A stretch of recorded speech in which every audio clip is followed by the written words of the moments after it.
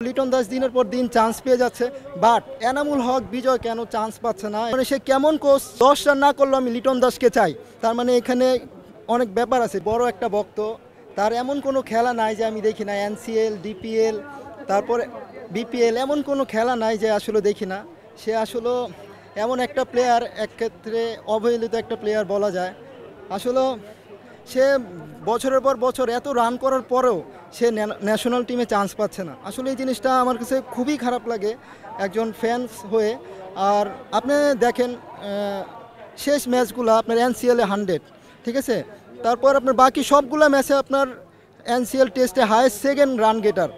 আর লিটন দাস 2 বছরে আপনার ও যে রান করছে লাস্ট কয়েক মাসে, এই রানও লিটন দাস করেনি।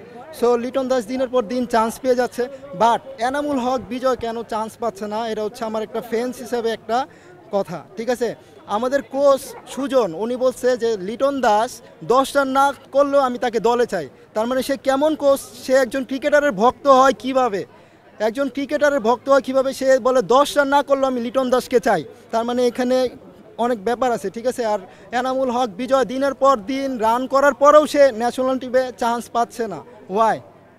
তো আমি খুব চাই এনামুল হক বিজয় খুব তাড়াতাড়ি ন্যাশনাল টিমে কামব্যাক করুক, কনসিস্টেন্টলিভাবে ধারাবাহিকভাবে সে পারফর্ম করে আবার দলে আসুক।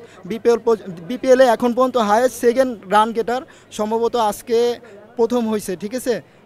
রাজশাহীর জয় হয়েছে। সবশেষে এটাই বলবো, আলহামদুলিল্লাহ, অনেক খুশি।